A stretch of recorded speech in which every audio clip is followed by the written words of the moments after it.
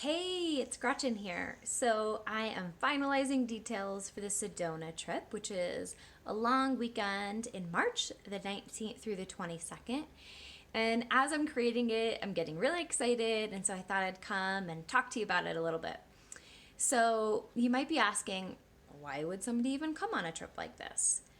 And in my experience over the past decade plus, and working with hundreds of different people on their personal growth and transformation journey, two main themes pop up.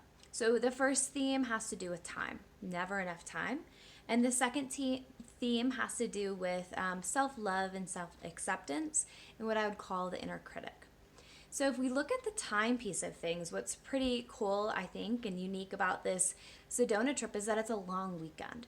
So, rather than going somewhere for a whole week or for 2 weeks, it's a long weekend, Thursday to a Sunday, which is more doable for people. And on top of that, you're taken out of your everyday norm and you're placed in a completely new environment. And in that, you have the opportunity to be focused solely on yourself and solely on your growth. And normally it's like, yeah, that's a great idea in theory, but in practice, it just doesn't work for me. And so, in this space of 4 days, it can be something that you really do deep dives, as deep of a dive as you want to, into things so that you can go through the kind of growth that you want. Or maybe it's just spending time with yourself or having a little bit of a getaway and getting some nice Sedona sunshine as we are transitioning actually from winter to spring. So we'll be there over the spring equinox, which is pretty cool, right? Spring equinox is all about planting seeds. So this trip could be a way for you to plant seeds that you want to tend to and grow over this, next 6 month fertile period. So getting back to the second part of things with the inner critic.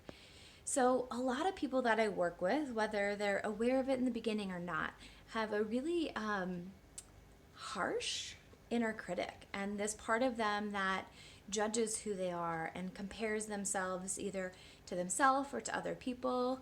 And it's like they can never do enough and they can never be enough and they're never worthy enough. And it's this whole not enoughness that the inner critic feeds on, and that inner critic creates more and more and more of, so that we really get into this sometimes debilitating state of being too doubtful to try new things or being too afraid to put ourselves out there. So on this trip, the way that I like to look at it and the way that I've talked about it on my website is called balancing dualities.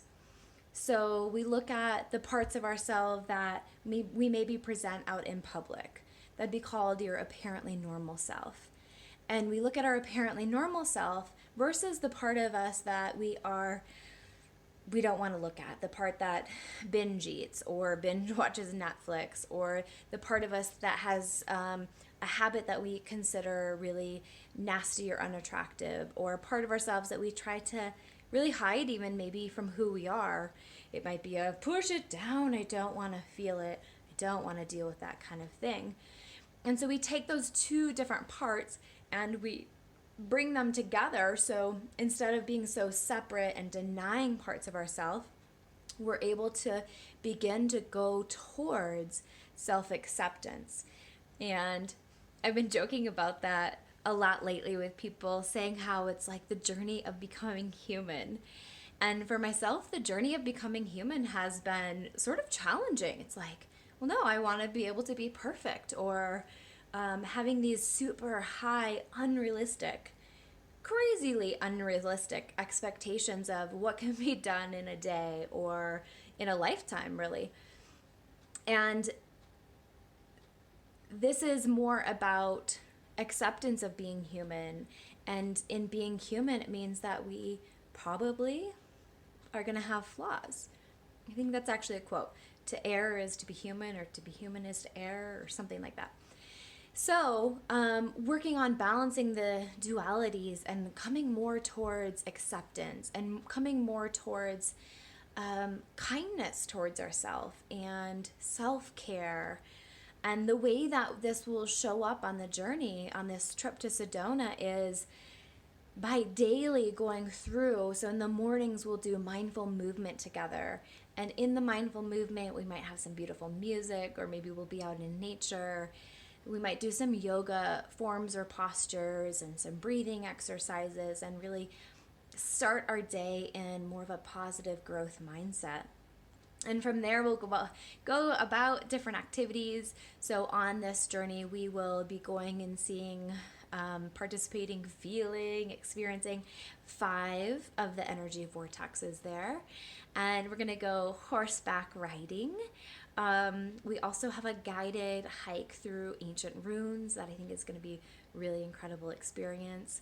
And being there with the red rocks and the big sky, and having time to sit and reflect, or maybe journal, and to eat some delicious healthy food in a group of other people.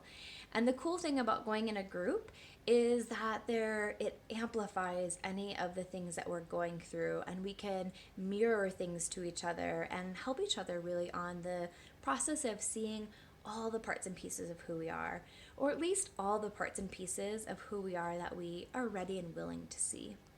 So if any of this speaks to you, or if you are listening and you're thinking, so and so might really, really love this, then I would appreciate if you would share it with them. It would be such a gift to be able to have other people that are drawn to this journey be able to have the opportunity to experience the transformation that is possible. I have so many tools and techniques that I'd love to share with you to help your life feel more full, more rich, more abundant, less worry, less anxiety, right? So go ahead and share this with anybody you like, and I hope to see you soon. Let me know if you have any questions. Take care.